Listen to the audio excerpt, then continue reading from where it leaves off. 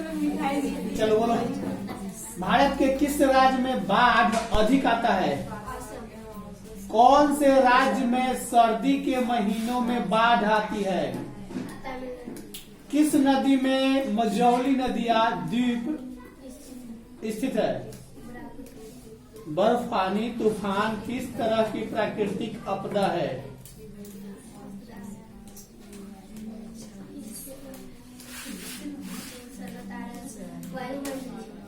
कौन सी भारतीय क्षेत्रों में भूकंप के आने की संभावना सर्वाधिक है?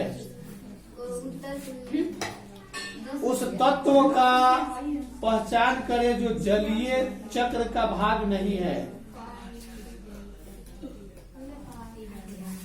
जलयोजन लिखिए, एक गलत। कौन से लघु उच्च आवाज आहट महासागर में नहीं पाई जाती है जी?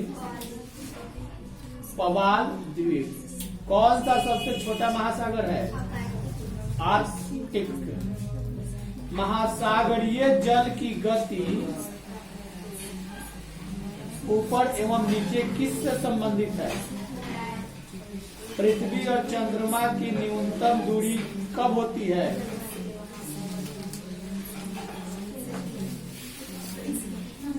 क्या याद है? कौन से जलमंडल में शामिल है? वैसे कौन सी जलमंडल में शामिल है?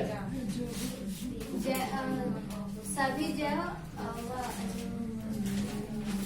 व अजैव जीव। उष्णकटिबंधीय घास का मैदान निम्न में से किस नाम से जाने जाते हैं?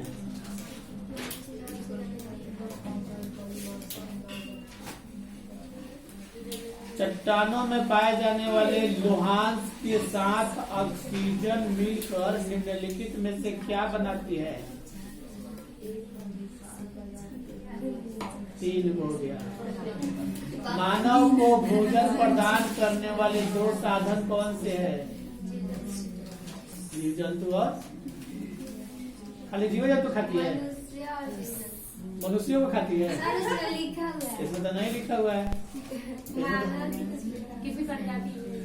नहीं, खाली जीव जंतु को खाती है और कुछ नहीं खाती है। पौधा को नहीं खाती है। प्रजातीय विविधता किसे कहते हैं?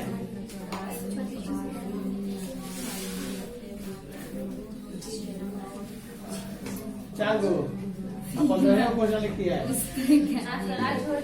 कैसे छोड़ दे?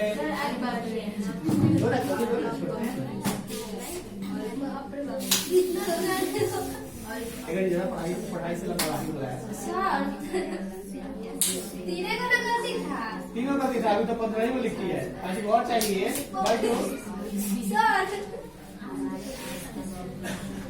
कौन सा है? यही है जो मन करेगा सो।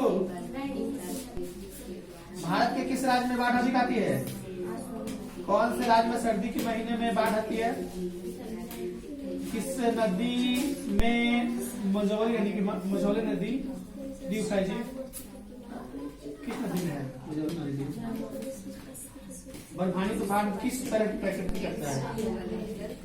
कौन से भारतीय क्षेत्रों में भूकंप की आने की संभावना सर्वाधिक होती है?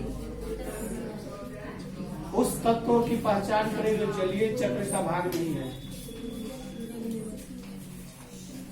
कौन से लघु अवयव महासागरों में नहीं पाई जाती है? कौन से लघु उच्चावच आहट महासागरों में नहीं पाई जाती है? नहीं पाई जाती है।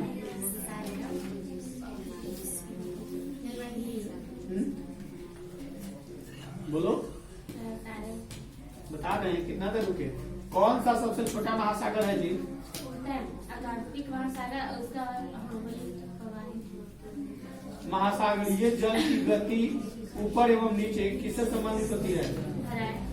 पृथ्वी और चंद्रमा की न्यूनतम दूरी कब होती है? कौन से जलमंडल में सम्मिलित है?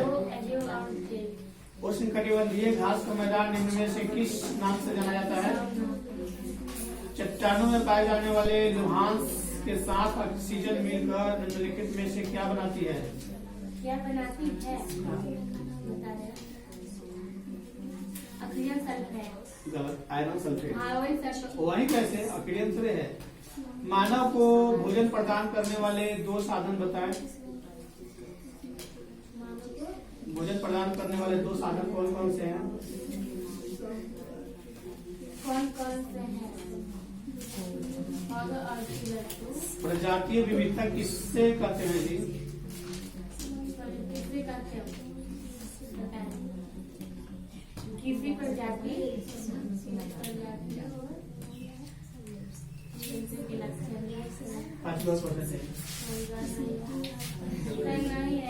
नहीं है तो तुम्हारी गलती है। 20 क्वेश्चन बोले थे, 20 चाहिए। लो ना, सबको देंगे। देखो तुम तो 2 बोलेगी, और से ज्यादा लेगा तो मजा लेना। कहाँ चोट लगता है? कहाँ चोट लगता है? हाथ तक कटवा लगता है। आराम उसी पर लेगी। वाह, चलो इतना सुखवार हाथ हो गया है तो जी। चलो ना, प्राकृतिक पर्यावरण से तुम क्या समझते हो? हमारे आसपास जितने भी बोलो, ठीक है, बोलते जाओ। हमारे आसपास उपस्थित वो सारी चीजों जिनके मानव के द्वारा नहीं बल्कि प्राकृतिक के द्वारा बनाई जाती है उससे वस्तुओं। ठीक है, इतना कह दो कि हमारे आसपास जो भी प्राकृतिक के द्वारा बनाई गई वस्तु है, क्या है? प्राकृतिक पर्यावरण। मानव वातावरण के विभिन्न उपगाम कौन कौन से हैं? सौर से मानव का प्रभाव, ताप के मानव व्यवहार से प्रभाव, प्रदूषण के मानव व्यवहार से प्रभाव, प्राकृतिक एवं मानव। प्राकृतिक पर्यावरण तथा निर्मित पर्यावरण में क्या अंतर है? क्या अंतर है? हमारे व्यवहार मानव प्राकृतिक द्वारा प्रदत्त सभी वस्तु एवं हवा पानी, यानी प्रकृति के द्वारा जो भी पाया जाता है वो प्राकृतिक पर्यावरण है। मानव के द्वारा जो भी बनाया जाता है वो निर्मित पर्यावरण है। अगला, मानव व्यवहार पर जल प्रदूषण के प्रभाव का वर्णन करें। मानव द्वारा मानव व्यवहार पर जल प्रदूषण के जल प्रदूषण का कारण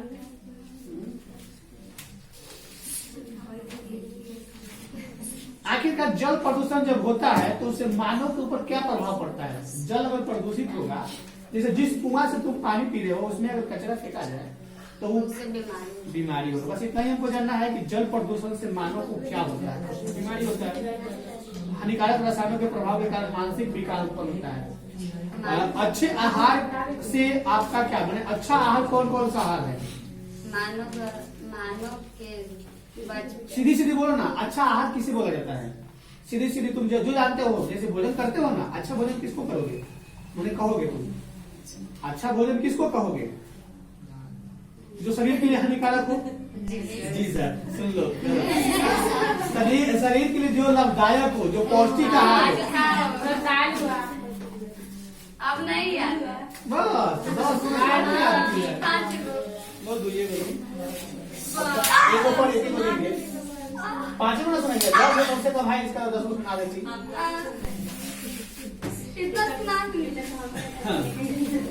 सीमांत उत्पाद वक्र एवं औसत उत्पाद वक्र का क्या आकार होता है जी? यू का आकार होता है। ओके, सीमांत लागत वक्र और लागत वक्र को किस बिंदु पर काटती है? उच्चतम की न्यूनतम? ओके, किसी बाजार में अनेक विक्रेता तथा अनेक खरीदार होते हैं, किस बाजार में? गलत, पूर्ण प्रतियोगिता पर। यदि किसी संतुलन की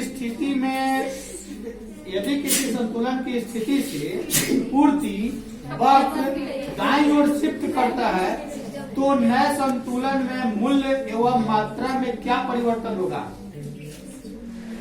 मूल्य घटेगा कि बढ़ेगा, कि मूल्य मात्र घटेगा? मात्रा बढ़ेगा। ओके। दीर्घकाल में प्रतिस्पर्धी बाजार में फर्मों का निर्बाध प्रवेश और बहिर्गमन किस कीमत पर जाकर रुकेगा?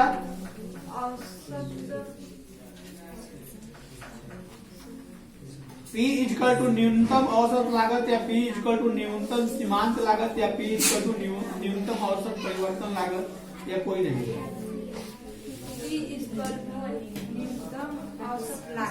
परिवर्तन लागत। एकाधिकार बाजार के लिए कौन सही है, जिसमें से औसत संप्रति यानी आगमन बराबर सीमांत संप्रति या सीमांत संप्रति बराबर औसत मोर देन औसत संप्रति या औसत संप्राप्ति मोर देन सीमांत संप्राप्ति? नहीं, औसत संप्राप्ति मोर देन सीमांत संप्राप्ति। बस इसको पे 10 तो ये बोलो देना तो 10 को खा लेंगे। आज से कम देगा 10 पर 2 आज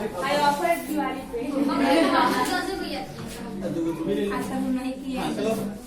भारत किस व्यापारी समूह का सदस्य है जी? हाँ, किस व्यापारी समूह का सदस्य है? दुनिया में जितना भी व्यापार होता है भारत उसका एक सदस्य है। उस समूह को क्या कहा जाता है? किसी मछली के नाम पर है, अभी भी नहीं बताई। 7 एक मछली होता है, 7 समूह व्यापारी समूह है। 7 नाम दिया गया है। पूरा विश्व का जो भी देश इसमें शामिल है वो पूरा दुनिया में अपना व्यापार करने में उसको कोई कठिनाई नहीं होगा। हाँ, ये गलती हो गया। कौन सा देश ओपेक का सदस्य राष्ट्र नहीं है? रूस। विश्व व्यापार संगठन का मुख्यालय कहाँ है? ओपेक का मुख्यालय कहाँ है? विभिन्न देशों से निर्यात के लिए लाए गए माल के संचयन करने वाले पतन क्या? दक्षिण अमेरिका में कौन राष्ट्र ओपेक का सदस्य है? दक्षिणी अमेरिका में कौन राष्ट्र ओपेक का सदस्य है?